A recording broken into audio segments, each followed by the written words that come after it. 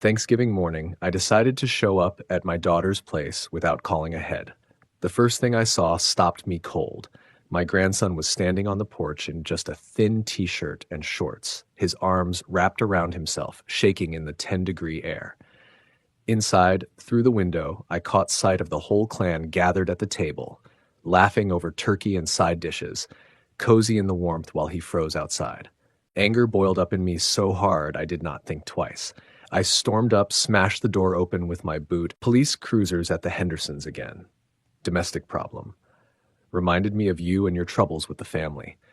I stared at that line while my old Dodge pickup sat humming in the driveway. The Hendersons. Constance used to fret over their grandson all the time, back when she was still alive, back when worrying was part of her daily routine.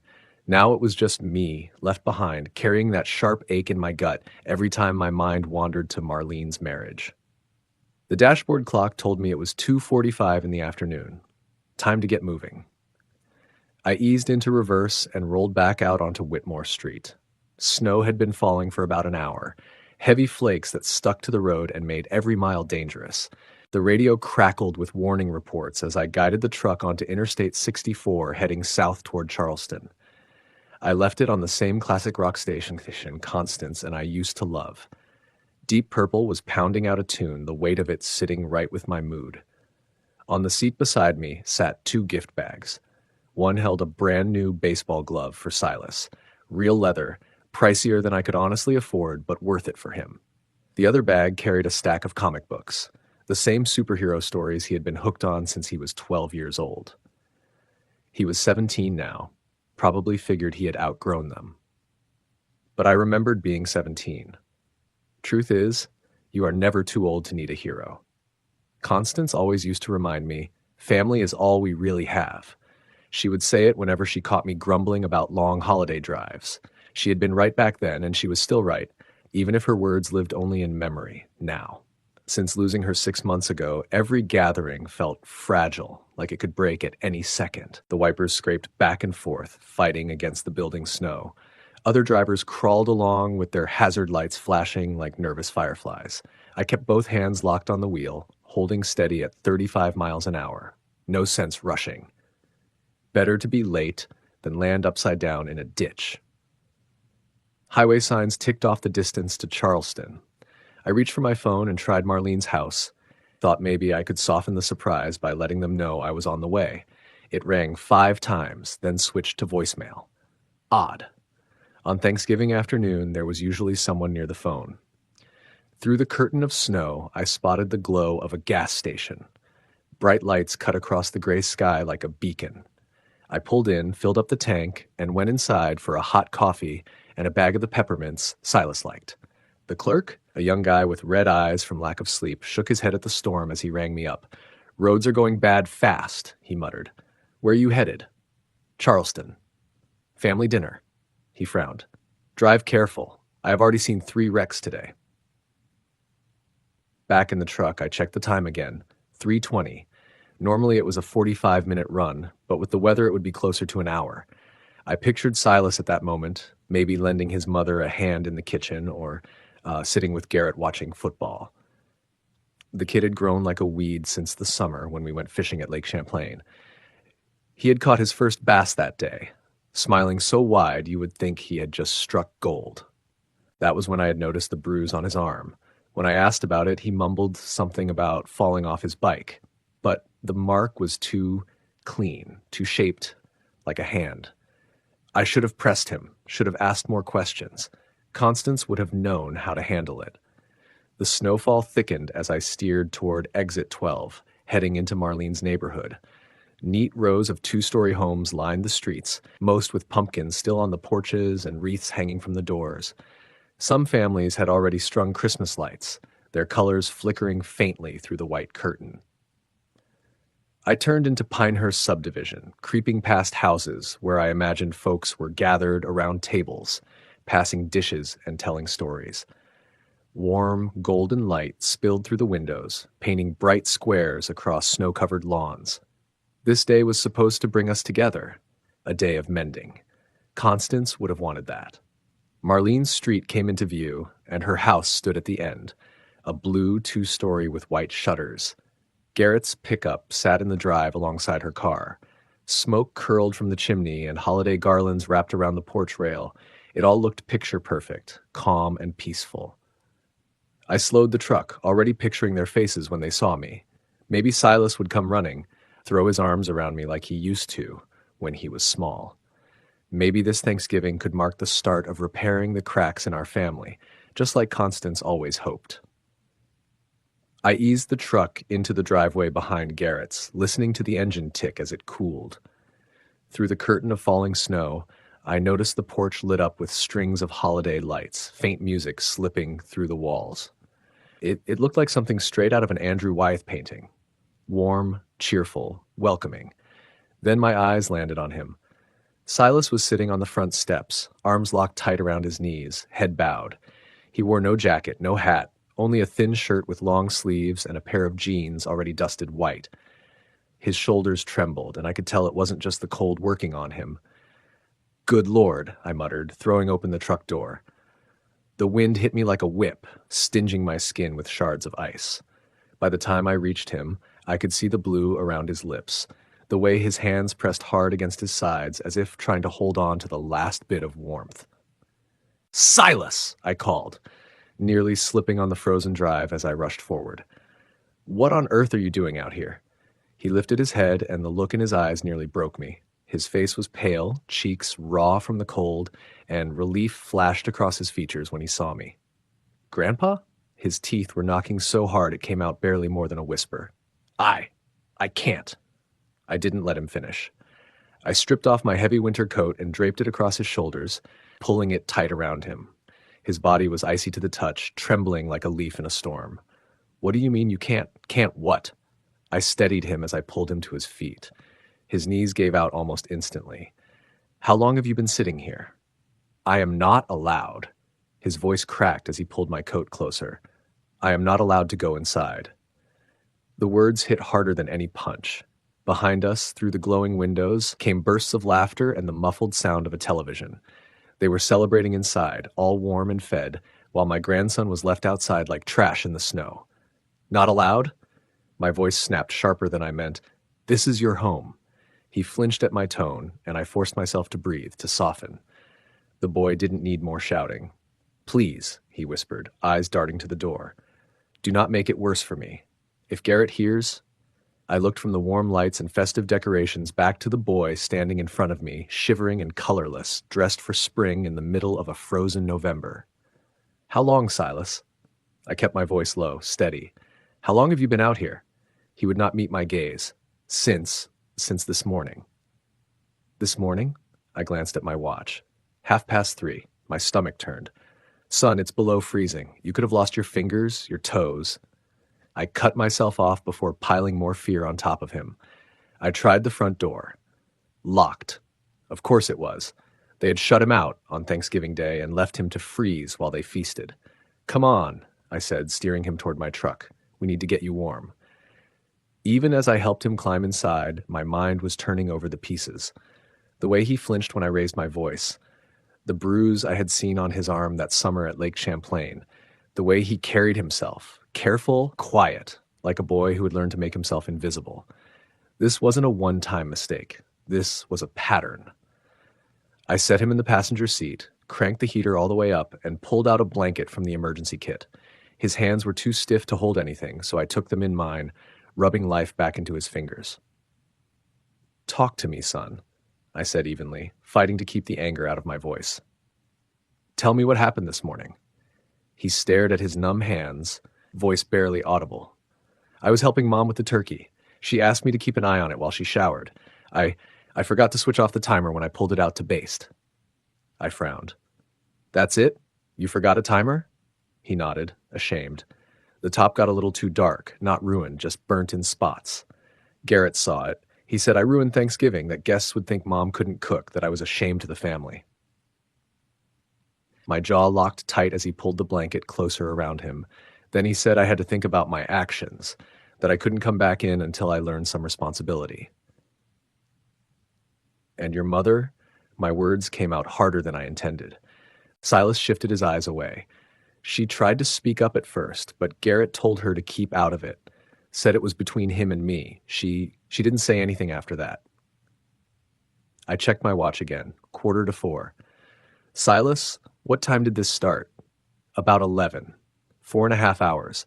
They had left him sitting outside in deadly weather for 4.5 hours over a turkey that was a little darker on top. I had to take long breaths to keep from roaring. Has this happened before? The words hung there heavy. I watched him weigh his answer, fear battling with the need to be honest.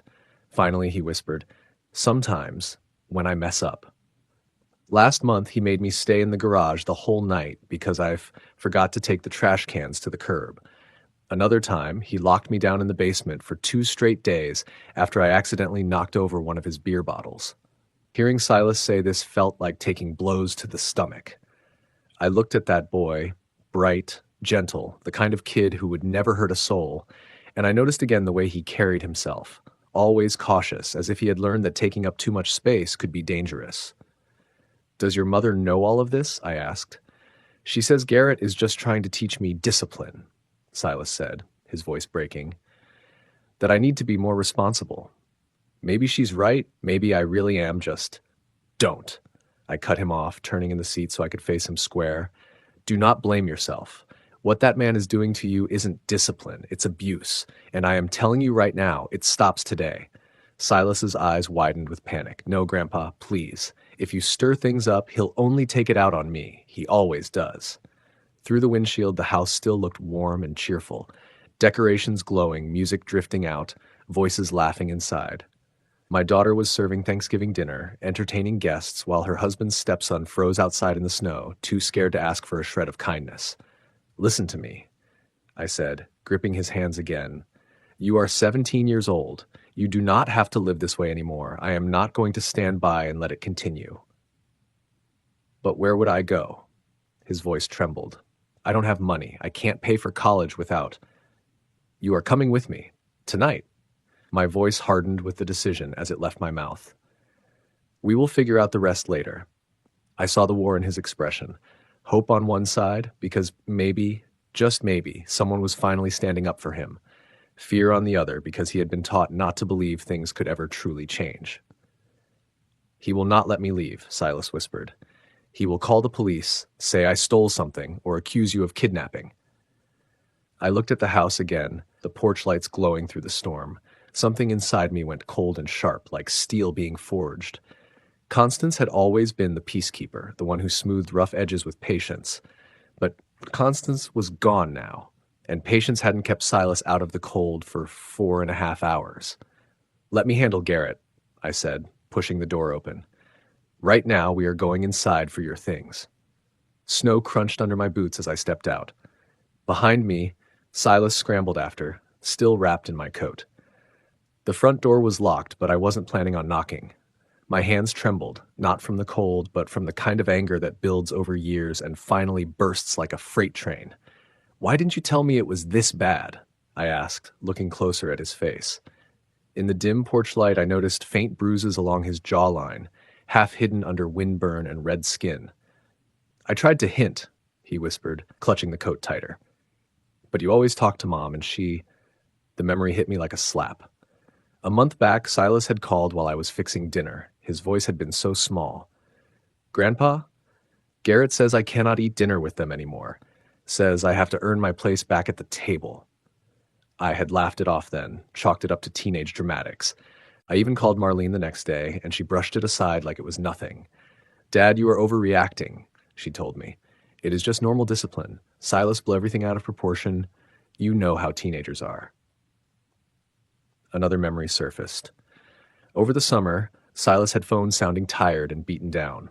"Mom, Garrett yelled at me again for leaving dishes in the sink. He made me wash every plate, every cup, twice." When I'd asked Marlene about it, she sighed that weary sigh of hers. "He is just dramatic. Garrett is trying to teach him responsibility." "How long has this been going on?" I asked now, though a part of me already feared the answer. "Since Mom married him, 3 years. His voice was barely there. "It started small, redoing chores if I didn't do them perfect. Then it kept getting worse." I remembered that fishing trip over the summer. Silas hadn't wanted to go home, kept asking if we could stay another day. Back then, I thought he just liked being on the lake, but now it was clear. The way his face darkened whenever I mentioned school starting, the way he had grown silent when I said it was time to pack up. The basement, I said, connecting pieces. The nights in the garage. How often has this happened? More times than I want to count. He looked at his hands, and shame coated his words. Last winter, he locked me out for forgetting to shovel. On Christmas Eve, I slept in your truck while you were visiting. My heart nearly stopped. My truck. He had slept in my truck on Christmas Eve while I was inside, drinking eggnog and thinking how blessed we all were. The guilt crushed me like a weight. I looked again toward that house, the lights glowing warm, laughter still drifting from within. A picture-perfect holiday, while my grandson nearly froze to death on the steps outside. Your mother knows all of this? Silas gave a miserable nod. She says Garrett is just trying to make me a better man, that I am too sensitive, that I need to learn to follow rules. I felt it then, rage, hot and focused, tightening in my chest. My vision narrowed, sharpened. Constance had always told me to count to 10 when I felt my temper building, but counting to 10 would not erase bruises or frostbite or 3 years of suffering. I did not have Constance to remind me that counting to 10 sometimes helps. Counting would not warm my grandson. I stood up with Silas still draped in my coat and said, "Come on, we are going inside." "Grandpa, no, please," he whispered, panic in his voice. "If you make a scene, he will just make you sleep outside in the cold? Beat you? Starve you?" I finished for him, my voice getting harder with every word. "Son, it cannot get much worse than this," I said, but he looked at the front door like it was the mouth of a storm. "You do not understand how he is when someone crosses him." I was already moving toward the house, Silas following like a reluctant shadow. The door looked solid, expensive, Garrett's sort of bragging rights kind of door, the kind that matches a perfect suburban facade. I did not bother with a knock. I brought my boot down beside the lock as hard as I could. 72 years had not taken all the strength out of me. Decades on the factory floor left you with something a police officer or a young man in the gym rarely had. The wood gave with a loud crack that seemed to pour into the neighborhood, and the door flew open, slamming against the wall. Warm air hit us, full of turkey and gravy, and a sudden silence that felt like a slap. I stepped into the foyer with Silas close behind, and the sight in the dining room stopped me cold. The table was set like a magazine spread, white cloth, candles flickering, crystal catching the light. Garrett sat at the head of the table in a neatly pressed shirt, knife in hand. Marlene looked like she had stepped out of a catalog in a green dress I did not recognize. A little girl, maybe 10, had a forkful of mashed potatoes frozen halfway to her mouth. Everyone was paused like somebody had pressed pause on a perfect family portrait. The contrast hit me like a punch. They were warm and comfortable inside, enjoying their meal, while my grandson had been left shivering on the front steps for over 3.5 hours. The turkey on the table looked golden, probably the replacement for whatever was ruined. Everything pristine, everything peaceful, everything except the fact they had left a kid to freeze. "Have you completely lost your minds?" I bellowed, and the little girl dropped her fork with a clatter. Marlene's face went white. The serving spoon hit the table and gravy spattered across the cloth. "How did you get in here? What are you doing?" Marlene squeaked. I pointed at Silas, still wrapped in my coat, his lips purple at the edges. "While you people sit here feasting like royalty, that boy was outside freezing. 3.5 hours, Marlene. 3.5 hours. 3.5 hours in weather that could have killed him." Garrett set the carving knife down slowly and stood. He was a big man, bigger than I remembered, probably heavier than I was. I had been in fights when I was younger, but weight is only part of it. Anger has muscles of its own. "Who gave you permission to enter my house?" His voice was controlled and dangerous, the kind of voice a man uses when he thinks he can bully you into submission. "This is private property. You are trespassing." He was sizing me up, measuring whether he could scare me off. "You mean the private property where you locked my grandson out to freeze while you ate?" I stepped forward. A younger child started to cry, confused by the shouting. Marlene reached for her but would not take her eyes off me. I could see the battle in her face. Protect her father or protect her son. This is a private family matter, Garrett said, his tone rising. You have no business. No business? I felt heat flood my face. That is my grandson you left out to nearly die. Silas pressed against my side, smaller than the room, shaking from cold and fear.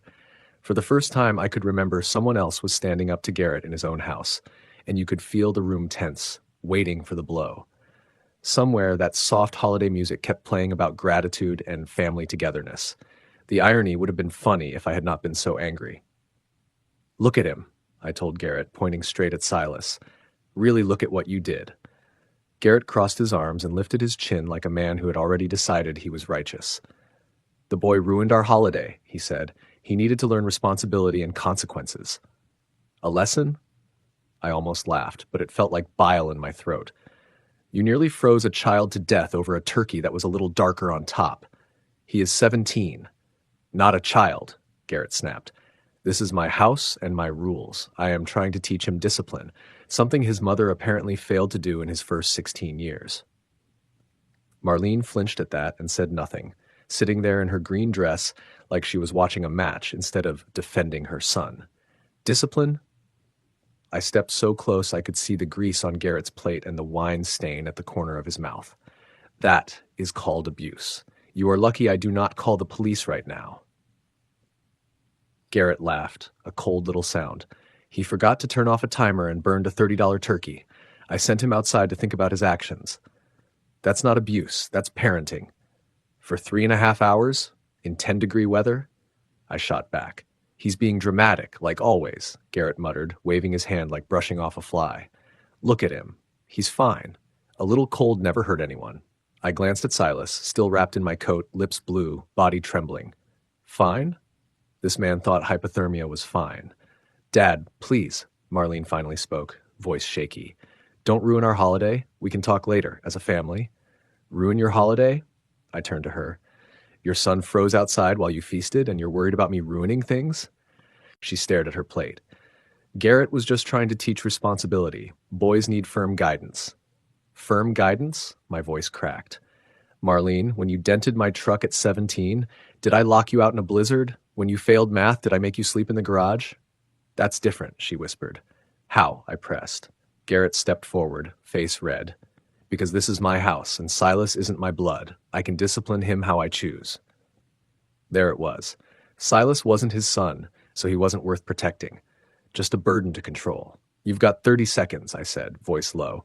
Apologize to him. Show an ounce of decency. Garrett laughed, colder than before. I don't owe him anything. If he doesn't like my rules, he can leave. The little girl sobbed. Marlene tried to hush her, but all I saw was Garrett's smug grin, and Silas believing he deserved 3.5 hours in the cold. Somewhere else to live? I stepped closer, smelling wine on his breath. You're right, he is leaving. I pulled out my phone, slow and deliberate. Garrett's smugness cracked. Either apologize right now, I said, voice steady, or I call Child Protective Services. Report every bit of it. You wouldn't dare. He loomed closer, but I'd faced bigger men. Try me, I said, punching in the first number. I'll tell them you left a 17-year-old outside for hours in freezing weather. Silas gripped my arm, shaking, not from cold, but from fear of what defiance brought. Dad, please, Marlene stepped between us, hands raised. Don't destroy our family over this. I'm not destroying anything, I said, eyes locked on Garrett. He did, the moment he abused my grandson. Abuse? Garrett barked a bitter laugh. I was teaching him responsibility, something his weak mother never managed.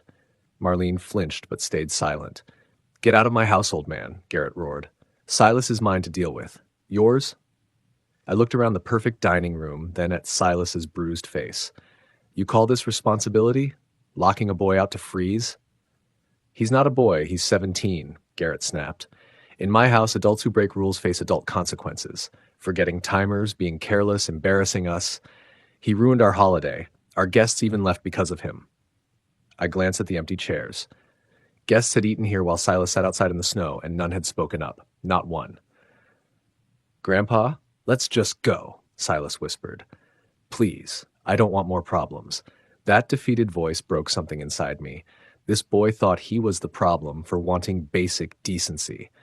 You're not the problem, son, I said, loud enough for them all to hear. You never were. I turned back to Garrett, the decision cold and final. You have 30 seconds to apologize to my grandson. I am not apologizing for anything, Garrett said, arms crossed, chin high, and I am not taking orders from some bitter old man who cannot admit his precious boy needed discipline. Then we are done. I slipped the phone back into my pocket. Silas, get your things. You are coming home with me. The silence that followed was heavy. Even the little girl stopped crying. You cannot just take him, Marlene whispered. Watch me. I put a hand on Silas's shoulder and steered him toward the stairs. Go pack. Dad, you cannot do this, Marlene said, panicked. You cannot walk into our house and take my son. I can, and I am. Unless you want me to call the authorities and let them handle it. Silas hurried up the narrow staircase, his steps quick, Garrett's heavy tread following close behind. This is kidnapping, Garrett shouted. I will have you arrested. Good luck explaining why my grandson spent 3.5 hours outside in 10-degree weather, I shot back. At the end of the hall was a small room barely big enough for a twin bed and dresser. No heat vent, window facing north, more storage than bedroom. This is where you sleep? I asked. Silas nodded, stuffing clothes into a duffel. Garrett says the basement's for guests, and the other room's for my sister. Not our sister, always an outsider. Take what matters, I said, standing guard. We are not coming back. Marlene appeared, face streaked with tears. Silas, this is your home, your family. Some family, he muttered, folding a Marshall University sweatshirt. Real families don't lock you outside to freeze, or call it teaching responsibility. He looked at her then, eyes full of hurt. Mom, last week he made me sleep in the garage for leaving a glass in the sink. Her face crumpled. He just has high standards. No, Silas said, zipping his bag. He wants me gone, and you know it. We went downstairs. Garrett blocked the bottom like a guard. You walk out, boy, and do not come back. Fine by me, Silas said, his voice finally steady. The front door still hung open from my kick, cold air whipping the decorations. Silas, Marlene cried as we reached the door. Please, I love you. He stopped. If you loved me, Mom, you would not have let this happen. We walked to my truck in silence. I tossed his bag in the bed and got him into the passenger seat. Through the window, I saw Marlene crying, Garrett raging, the little girl peeking from behind. You ready? I asked. I have been ready for 3 years, Silas said, pulling my coat close. I backed out, past warm houses where families finished their meals in peace. The radio still played classic rock, the heater roared, and for the first time Silas looked like he could breathe. Thank you, Grandpa, he said softly. I cannot believe you came. I should have come sooner, I admitted. I tried to tell you, I just didn't know how. We drove in silence, the responsibility heavy on my shoulders, the way Constance's quilt used to be. This boy needed protection, needed a chance to grow. Tell me about college, I asked as we merged onto Interstate 64. Mechanical engineering, he said, stronger now. Like you worked in the factory. I smiled, thinking of Constance and how proud she would be. We will handle tuition. Do not worry. Grandpa, I do not want to be a burden. You are not a burden, I said firmly.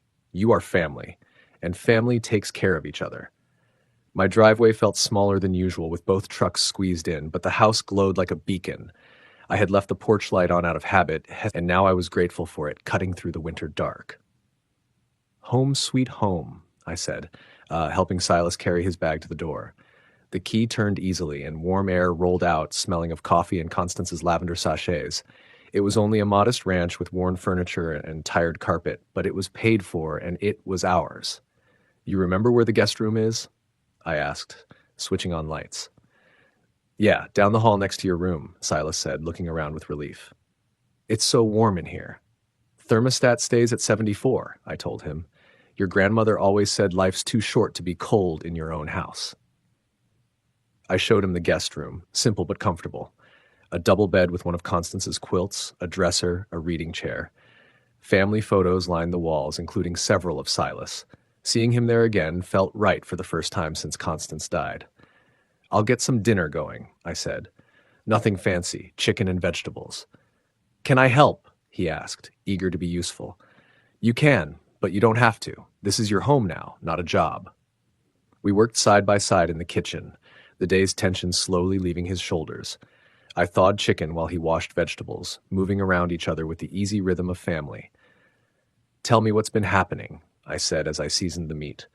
Start from when your mother married Garrett. Silas hesitated, then said, It started small, comments about how I loaded the dishwasher where I left my shoes. Then it got bigger.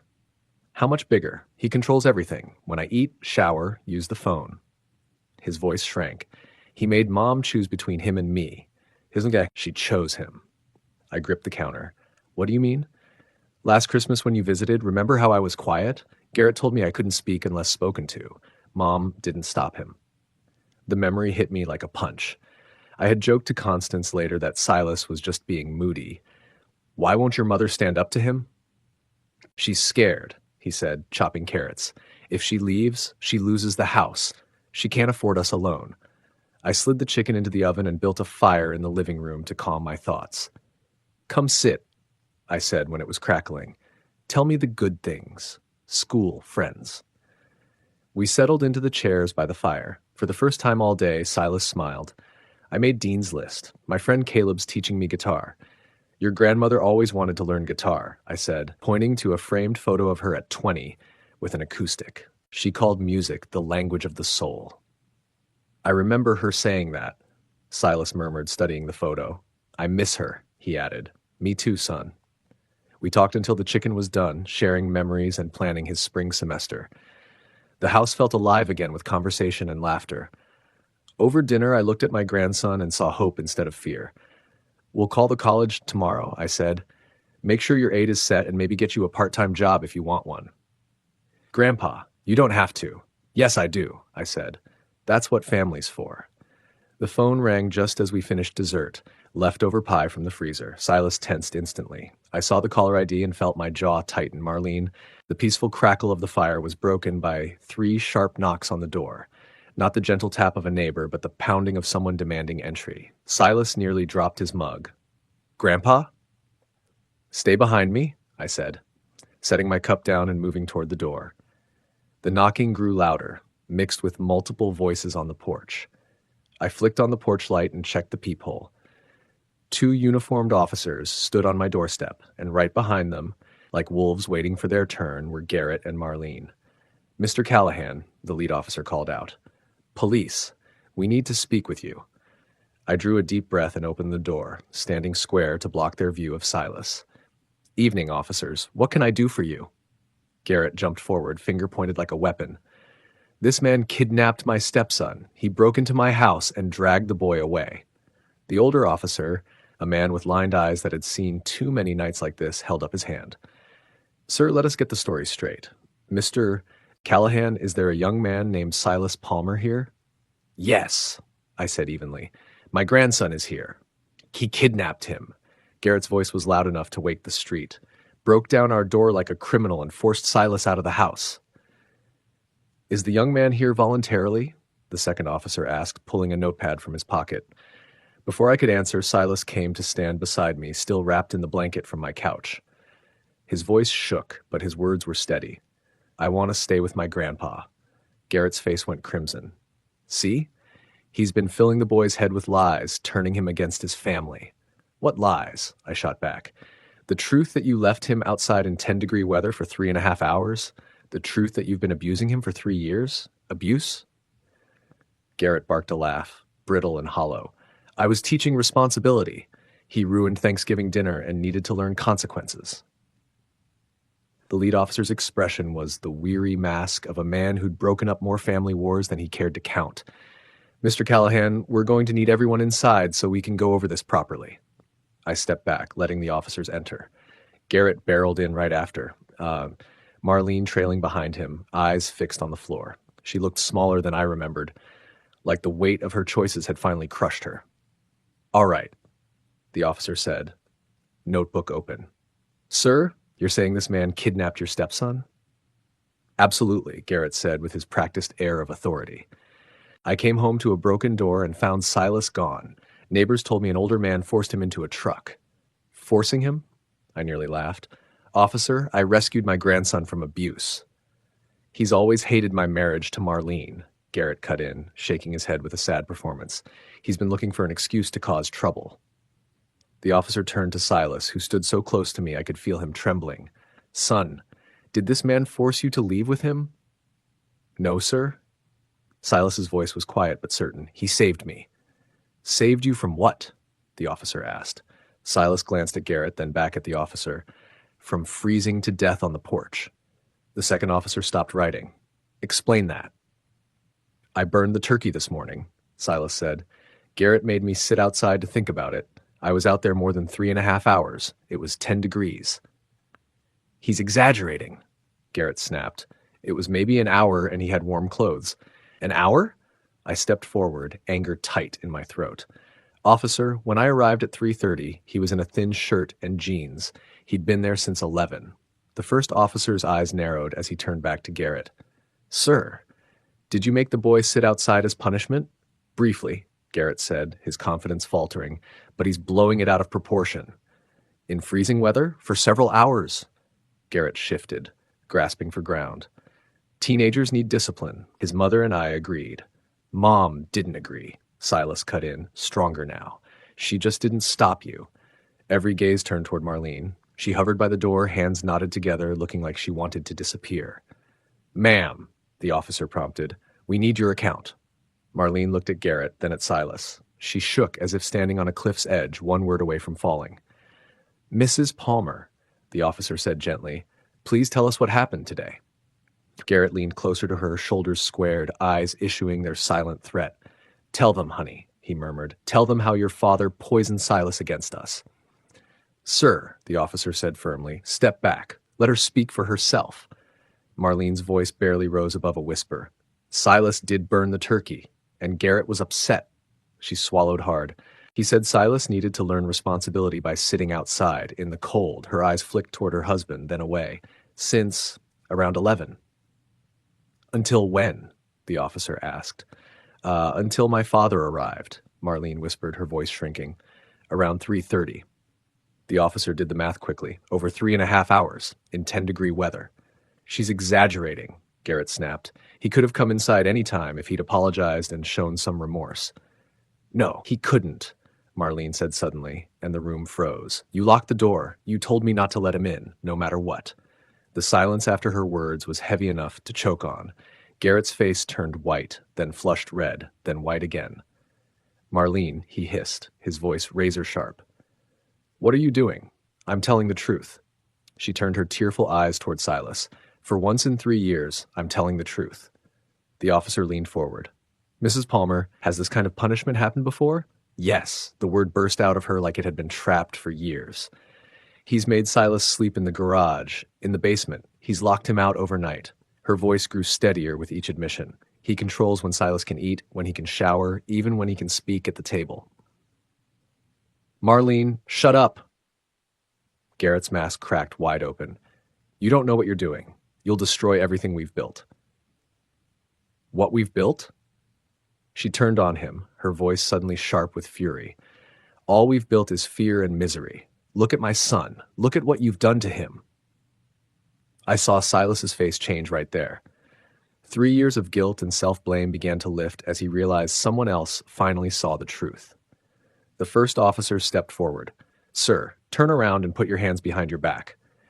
This is ridiculous. Garrett backed toward the door. You're going to arrest me based on the word of a bitter old man and his unstable daughter? Based on physical evidence and multiple corroborating testimonies of child endangerment, the officer replied calmly, pulling out handcuffs, you have the right to remain silent. As they cuffed him and started reading his rights, Garrett turned his venom on Marlene. You'll regret this. You'll lose the house, the money, everything. You'll be nothing without me. I'd rather be nothing than watch you hurt my son, she said, and for the first time in years, she sounded like the strong woman who had raised Silas alone. The door shut behind the officers, leaving the three of us in silence. Marlene collapsed into a chair, sobbing, not the quiet, restrained tears from before, but deep, raw sobs that came from years of burying pain. Silas dropped to his knees beside her. Mom, it's okay. It's over now. I'm so sorry, she cried. I should have protected you. I should have been stronger. You were strong tonight, I said, lowering myself into my chair by the fire. When it mattered most, you chose your son. That took courage. The fire snapped and crackled in the hearth, and for the first time in months, my house felt like a real home again. Not just because Silas was safe, but because the truth had finally been spoken. Silas looked up at me, his hand still holding his mother's. "What happens now, Grandpa?"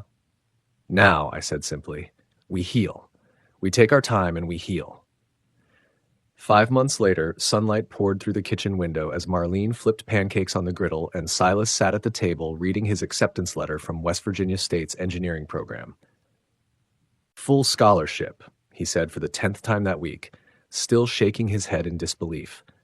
"They're actually paying me to go to school." "That's what happens when you're brilliant and work hard," Marlene said, setting a stack of pancakes in front of him.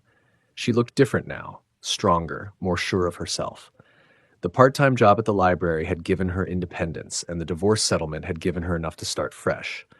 "Your grandmother would have been so proud," I said, sipping my coffee. The kitchen felt alive again with laughter and conversation, the kind of warm chaos I hadn't heard since Constance passed. Marlene had moved in permanently after Garrett's conviction. The guest room was hers now, and the basement had been turned into a proper bedroom for Silas, not a punishment cell like at Garrett's house, but a space of his own, warm and comfortable. "Dad, are you sure you don't mind us staying here long term?" Marlene asked as she joined us at the table. "I know you're used to your independence." "Independence is overrated," I said honestly. "Family's what matters. Besides, who else will keep Silas from burning down the kitchen when he tries to cook?" "That was one time," Silas said, laughing, "and the fire was small." The phone rang, and Marlene answered. "Callahan residence. Oh, hi, Caleb. Yes, he's here. Guitar practice at 4? Sure, I'll tell him." She hung up and turned to Silas. "Caleb wants to know if you're still practicing for the talent show." "The talent show?" I raised an eyebrow. "You didn't tell me about any talent show." Silas grinned, looking more like the young man he was meant to be. "It's nothing big. Caleb and I are doing an acoustic set. A couple of classic rock songs you'd know.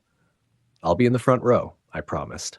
After breakfast, I found Marlene in the living room, setting new family photos on the mantel beside the old ones of Constance. There was one from Silas's high school graduation we'd missed because of the Garrett mess, one from our fishing trip last month, and one from Christmas morning, our first real family Christmas in years. "Any word from Garrett?" I asked, though I wasn't sure I wanted to hear. "His lawyer called yesterday," she said. "The anger management therapy's going well, apparently, but he lost his job at the supermarket. He's moving back to Wheeling to live with his sister." "Good. The farther away, the better. Sometimes I almost feel sorry for him," she admitted. "But then I remember what he did to Silas, and the feeling disappears quick." That afternoon, while Silas was off at guitar practice, Marlene and I worked in the garden, turning soil in Constance's old vegetable patch. Spring was coming early, and planting seeds felt like setting hope into the ground. "Dad," Marlene said, yanking weeds with determination, "I need to thank you again for what you did. If you hadn't come that day—" "You don't need to thank me," I cut in, breaking up a stubborn clump of earth. "I did what any grandfather would." "No, you didn't. You risked everything for him. You could have been arrested, charged with kidnapping." "But I wasn't," I said. "Truth has a way of winning out." She smiled, brushing dirt from her hands. "Constance used to say that." "She was smart," I nodded. "Smarter than me, anyway." That evening we fell into a new routine, dinner together, then a game show or some old movie on television. It wasn't flashy, but it was what we needed. Predictable, peaceful, safe. Silas strummed his guitar in the corner, Marlene filled in crossword squares, and I read the paper. Ordinary family life, the kind we'd thought was gone forever. During a commercial break, Silas spoke up. "Grandpa, I've been thinking about changing my major." "From engineering to what?" "Social work, maybe counseling." He set his guitar down and looked at me seriously. "I want to help other kids who are going through what I went through." The pride that swelled in me nearly stole my breath. After all he'd suffered, this boy still wanted to give. "That's a fine goal," I said. "Your grandmother always said the best way to heal your own pain is to help others avoid it." Did she really say that? She did, along with 1,000 other things I should have listened to more carefully. Later, after Marlene dozed off in her chair, Silas and I stepped out onto the back porch. The sky was sharp and clear, full of stars, nothing like that frozen Thanksgiving night when I'd found him shivering on Garrett's steps. "Ready for fishing season?" I asked. "Can't wait." "Think we'll catch anything bigger than last year?" "With your luck, probably a whale," he said, grinning. We stood together in quiet, two generations of Callahans who'd come through crisis and found our way back to each other. Soon Silas would head to college, and one day he'd build his own life. But the foundation was strong now, made of honesty, protection, and love that didn't ask for anything back. "Grandpa?" he said as we walked inside. "Yeah? Thank you for coming for me. Thank you for thinking I was worth saving." The house was warm and bright as we locked up for the night. Three people who had learned the same lesson. Family isn't just blood. It's showing up when it matters, speaking the truth even when it hurts, and protecting the people you love no matter what it costs. To hear the next story, click the box on the left. And as always, thank you for watching.